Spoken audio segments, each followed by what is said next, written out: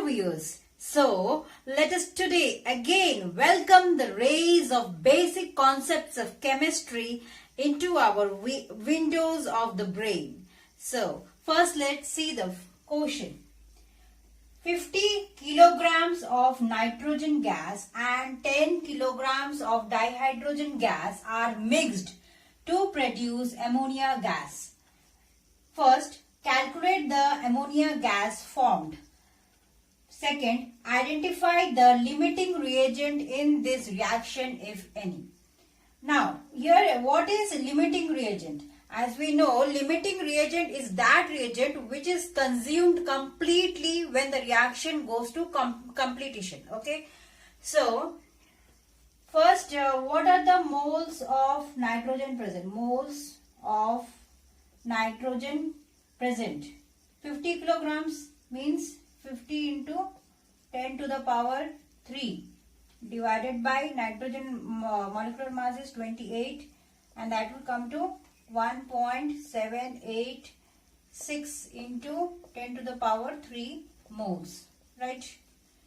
And moles of dihydrogen gas. Moles of dihydrogen gas. How much present? 10 kilograms means 10 into 10 to the power 3 molecular mass of dihydrogen is 2. So 5 into 10 to the power 3 moles. Now what is the reaction happening? That is N2 gas plus H2 gas is forming NH3, right? And now let us balance this equation. This will be, if we put 3 here and if we put 2 here, the reaction is balanced. So now here we can see that 1 mole of nitrogen is reacting with 3 moles of dihydrogen to form 2 moles of ammonia. We have to concentrate here. 1 mole of nitrogen is consuming 3 moles of dihydrogen. If 1 mole of nitrogen is consuming 3 moles of dihydrogen, then how much will 1.786 into 10 to the power 3 mole will consume? 1 mole of nitrogen is consuming 3 moles of hydrogen, right? So 1.786 into 10 to the power 3 moles of nitrogen will consume how much? It will consume 3 into 1.786 into 10 to the power 3. That will come, if you calculate this, 5.36 into 10 to the power 3 moles, right? Now, here we can see that this much will be consumed, but how much amount of hydrogen do we have? Only this much, 5.10 to the power 3. We require this much. So what can we understand? In the amount of nitrogen present with us is in excess, and amount of hydrogen present is with us is the limiting reagent. What is the limiting reagent here? Hydrogen. Okay, because we have less amount of hydrogen present, this is the required amount of hydrogen required. Okay, so hydrogen is the limiting reagent. Now, and the amount of product will be based on the amount of limiting reagent. Okay, so what is the limiting reagent? Hydrogen. So 3 moles of hydrogen. 3 moles of hydrogen when reacts with nitrogen, it forms 2 moles of ammonia, right? Because this is the limiting reagent. So how we have this much amount of hydrogen with us. So 5 into 10 to the power 3 moles of hydrogen will form how much of moles of ammonia? So 2 by 3 into 5 into 10 to the power 3 will come 3.3 into 10 to the power 3 moles, right? Now, what is the mass of ammonia gas being formed? Mass of ammonia gas will be formed. That will be 3.3 into 10 to the power 3 moles. What is the molecular mass of ammonia? That is 17.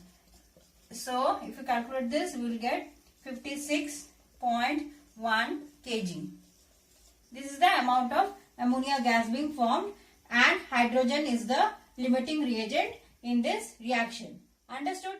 Now let's move on to the next question. Is calculate the amount of potassium chlorate needed to supply sufficient oxygen for burning 112 liter of carbon monoxide gas at standard temperature pressure. Okay, so let us first do calculation of oxygen required to burn 112 liters of carbon monoxide. So what is the reaction? Carbon monoxide plus oxygen gives carbon dioxide, and here we have to put half to balance it now. Now 1 mole of carbon monoxide. 1 mole of carbon monoxide is being consumed, that is or we can also say that 22.4 liters of carbon monoxide consumes how much? Consumes 0.5 moles of oxygen, right? It consumes half moles of oxygen, means it consumes 0.5 moles of oxygen, right? So how much 112 liter of carbon monoxide will consume? Okay, will consume. How much it will consume? Okay, so we'll just do the simple calculation, that is 0.5 divided by 22.4 into 112. It will consume 2.5 moles of oxygen, right? Now this 2.5 moles of oxygen required to burn 112 liters of carbon monoxide, we have to obtain it from potassium chlorate. Okay, so from potassium chlorate, how can we obtain? Like when potassium chlorate gives KCl plus O2. Now balance this equation, that is 2 KCl O3 plus and 3 moles of oxygen. Okay, so what is the molecular mass of this potassium chlorate? 2 into 39 plus 35.5 plus 3 into 16, right? So it is equal to 245 grams. Okay, so now 3 moles of oxygen gas is obtained from, it is obtained from how much? 245 grams of potassium chlorate, right? So we 3 moles of oxygen, but we need 2.5 moles of oxygen. So 2.5, therefore 2.5 moles of oxygen will be obtained from 245 divided by 3 into 2.5. Okay, that is 204.167 grams of potassium chlorate. Understood? This much amount of potassium chlorate is needed to burn 112 liters of carbon monoxide. Complete? Now let's move on to the next question. Now let's see the next question. Calculate the number of molecules present in 1 decimeter cube of hydrogen at standard temperature and pressure. So we know that 1 mole of hydrogen or 22.4 liters of hydrogen or 22.4 decimeter cube of hydrogen contains how much? 6.023 into 10 to the power 23 molecules, right? That is Avogadro's number. Now, how much will 1 decimeter cube contain? Therefore, 1 decimeter cube of hydrogen will contain how much? That is 6.023 into 10 to the power 23 divided by 22.4. That will be 2.69 into 10 to the power 22 molecules. Right? Clear? Now, let's move on to the next question. What does it say? at what temperature have the Celsius and Fahrenheit reading the same numerical value? It is asking what is the numerical value in which Celsius and Fahrenheit reading are the same. So what is the relation we know? Degree Celsius equal to 5 by 9 F minus 32. Yes. Now let degree Celsius also be x and Fahrenheit scale also be x. So x and 5 by 9 and let it also be x minus 32. Okay. So x equal to 5 by 9 x minus 160 by 9. Okay. Next x minus 5 by 9 x, this has come this side on the left hand side, equal to minus 160 by 9. Right. Now this will be 4x minus 160. So x will be minus 40. So minus 40 is the numerical value in which Celsius and Fahrenheit has got the same numerical value, means minus 40 degrees Celsius and minus 40 Fahrenheit scale. Same numerical value, both have the same numerical value. Understood? Clear? There are three scales for measuring temperature. One is Fahrenheit, another is Celsius, and third one is Kelvin. Okay? Understood? Now let's move on to the next question. So the next question is, boron occurs in nature in the form of two isotopes having atomic mass 10 and 11. What are the percentage abundances of two isotopes in a sample of boron having average atomic mass 10.8? Okay, so what are isotopes? Isotopes are the different atoms of the same element possessing different atomic masses but same atomic number. So let percentage abundance of boron having atomic mass 10 be X and percentage abundance of boron having atomic mass 11b will be 100 minus X. Okay. So our next step will be what? X into 10 plus 100 minus X multiplied by atomic mass 11. Total how much it is? 100. And what is the average atomic mass given? That is 10.8. Right. So now let us solve it. 10x plus 1100 minus 11x. Right. And this will be 10.8. This will go this side into 100. Okay. So next, minus x plus 1100 will be 1080. Right. Next, minus x will be 1080 minus 1100. So our x will be 20. If x is 20 means percentage abundance of boron having atomic mass is 20, means percentage abundance of boron having atomic mass is 20. So and percentage abundance of boron having atomic mass 11 will be 100 minus 20. 100 minus 20, that is 80. Okay. Understood? Now let's move on to the next. So let's look on the next question. An organic compound on analysis gave the following percentage composition. Carbon equal to 57.8% and hydrogen is equal to 3.6% and the rest is oxygen. The vapor density of the compound was found to be 83. Find out the molecular formula of the compound. Okay. So first let us find out empirical formula. Empirical formula. Okay. So how to find out empirical formula?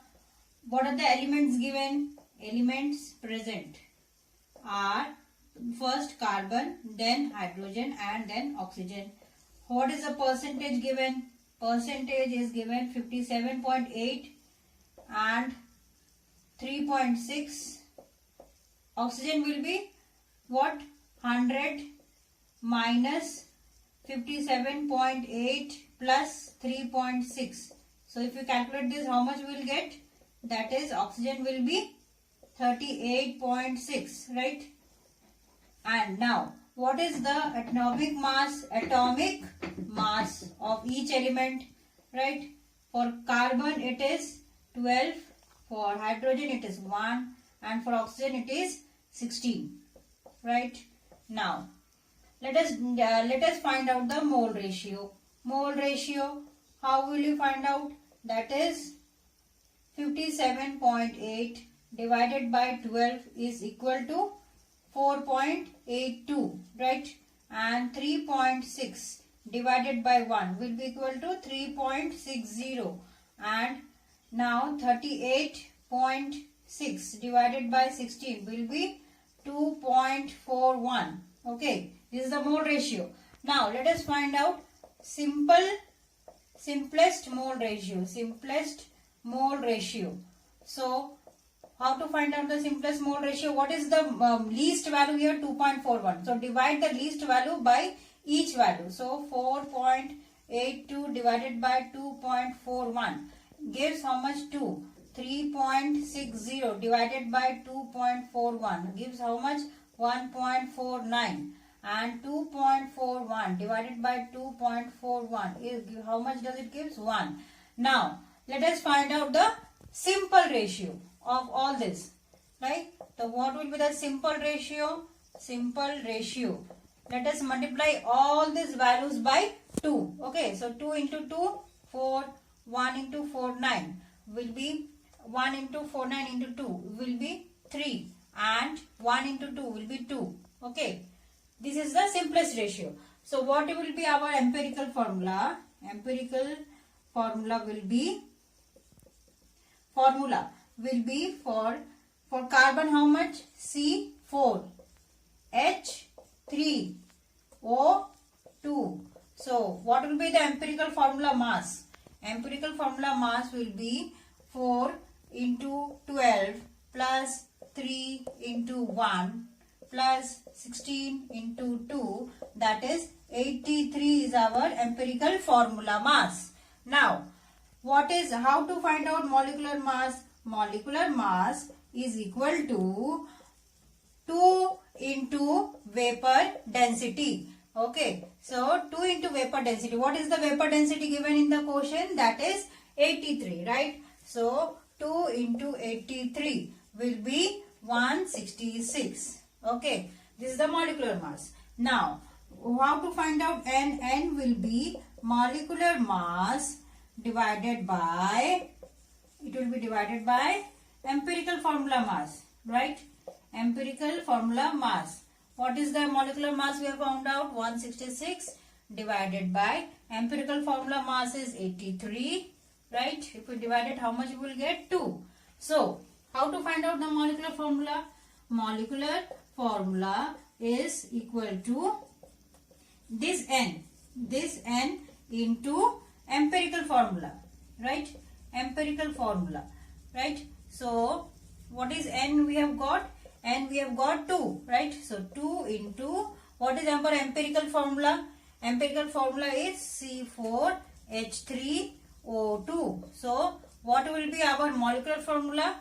Just multiply each by 2, that is C8, 4 2s are 8, and H6 and O4, right? Got it? This is our molecular formula. Now, let's move on to the next question. Let's move on to the next question.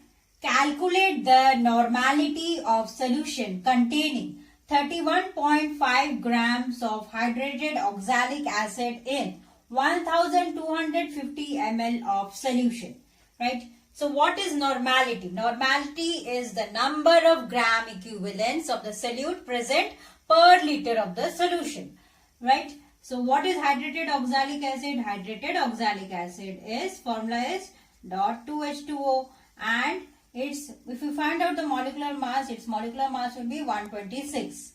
So now what is the equivalent mass? Equivalent mass, how to find out? Molecular mass that divided by its basicity. What is the basicity of oxalic acid? That is 2, because 2 hydrogens are present, right? So molecular mass divided by basicity, that is 2, and that will be 63. Now equivalent of oxalic acid present. Oxalic acid present will be, how much mass is given? 31.5 grams, right? And what is the equivalent mass? 63. So 0.5 equivalents are present. Now, what is normality? Number of gram equivalents present per liter of the solution, right? So 0.5 is the equivalent of oxalic acid. How much ml of solution is given? 1250 into 1000, right? So if you calculate this, how much we will get? 0.4 normal. Okay, this is the normality of the oxalic acid. Got it? Now let's move on to the next question. What does it say? What is the difference between 0.006 and 6.00 into 10 to the power minus 3 grams?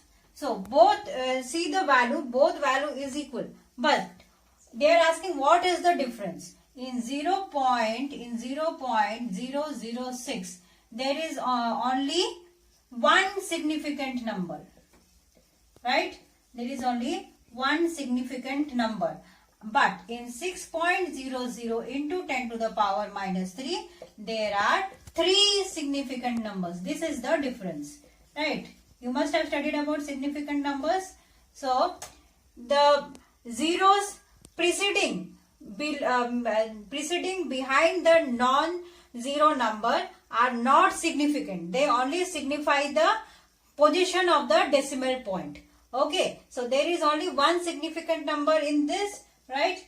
And here the zeros present after the decimal point are all significant. So here there are how many significant numbers? 1, 2, 3. 3 significant numbers, and in this only one significant number.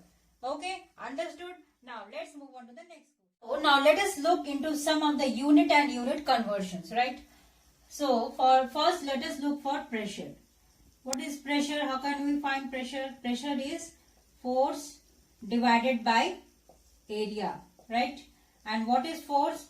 Force is mass into acceleration divided by area, right? So we can write the units as kg meter second minus 2 divided by meter square. What will be its unit? Kg meter minus 1 second minus 2, or Pascal, right? This is the unit for pressure.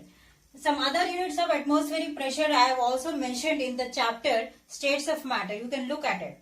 Now let us come to volume.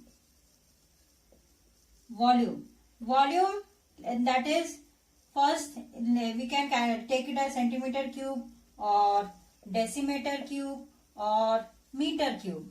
Now as we know that 1 centimeter cube is equal to 1 ml, right?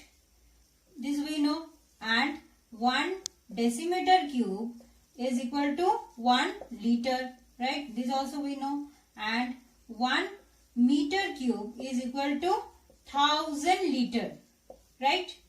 Correct? Now if we want to convert all this, if we want to convert centimeter cube into decimeter cube, multiply it with 10 to the power minus 3, and decimeter cube into meter cube, multiply with 10 to the power minus 3. And if we turn to convert meter cube into decimeter cube, multiply with 10 to the power 3, and from decimeter cube to centimeter cube, multiply with 10 to the power 3. Okay, hope you have understood. Now let us look at the units of length. What are the units of length? Length unit is millimeter, centimeter, meter and kilometer, right? For turning millimeter into centimeter, multiply with 10 to the power minus 1. From centimeter to meter, multiply with 10 to the power minus 2. From meter to kilometer, multiply with 10 to the power minus 3, right? Now if we want to turn from millimeter to meter, we will multiply with 10 to the power minus 3. right? And for millimeter to kilometer, we will multiply with 10 to the power minus 6.